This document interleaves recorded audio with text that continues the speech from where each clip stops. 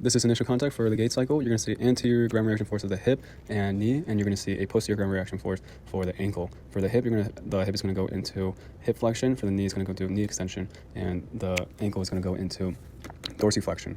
So the internal moments that are going to be created from that are going to be extension in the hip, flexor at the knee, and plantar flexion for the ankle.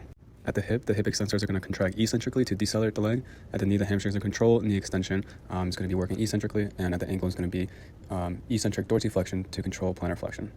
And the angles of the hip are going to be 20% of flexion. The knee is going to be at 0 degrees, and the ankle is also going to be at 0 degrees. At foot flat, the ground reaction force at the hip is going to be anterior, and at the knee is going to be posterior, and the ankle is going to be also posterior. So the hip is going to be moving into flexion, the knee is going to be moving into flexion, and the ankle is also going to be moving into plantar flexion. The hip extensors are going to concentrically activate, and the knees are going to eccentrically activate through the quads, and the plantar flexors are going to eccentrically contract.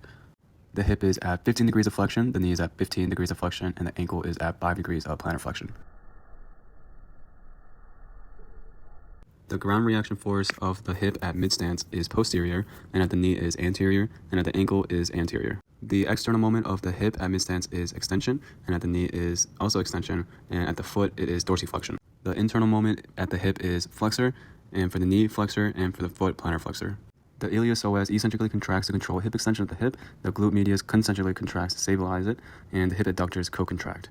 At the knee, the gastroc and hamstrings contract eccentrically, and at the foot and ankle, the plantar flexors eccentrically contract to control dorsiflexion. The hip will be at 0 degrees of flexion, the knee at 5 degrees of flexion, and the ankle at 5 degrees of dorsiflexion.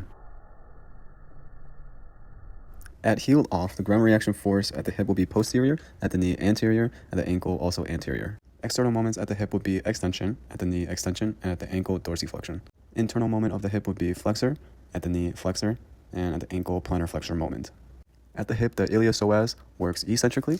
At the knee, there's a concentric hamstring activation, and the gastroc contracts concentrically. At the ankle, there is plantar flexion to contract concentrically.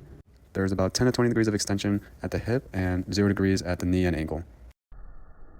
The ground reaction force toe off in the hip is posterior, at the knee is posterior, and at the ankle is anterior. The external moment at the hip is extension, at the knee is flexion, and at the ankle is dorsiflexion. The internal moment at the hip is flexor, at the knee extensor moment, and at the ankle a plantar moment. At the hip, the iliopsoas switches to concentric, and the adductor magnus contracts eccentrically. The quads contract eccentrically, and at the ankle, there is peak plantar flexion activity and also concentric dorsiflexion to lift the foot off the ground. There's about 10 to 20 degrees of hip extension, 30 degrees of knee flexion, and 20 degrees of plantar flexion.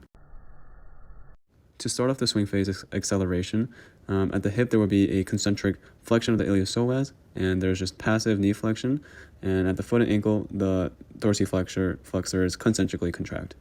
Also in the phase, you would see hip flexion at 20 degrees, knee flexion at 60 degrees, and ankle plantar flexion at 10 degrees. The next stage is mid-swing, and at the hip there's going to be a concentric flexion of the iliopsoas, and at the knee there's going to be a eccentric contraction of the quadriceps, and the foot and ankle, the dorsiflexors are going to contract concentrically.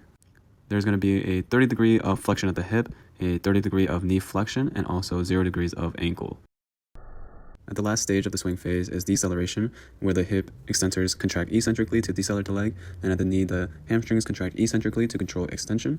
At the foot and ankle, there is isometric dorsiflexion contraction. There is 30 degrees of hip flexion, 0 degrees of knee, and 0 degrees of ankle.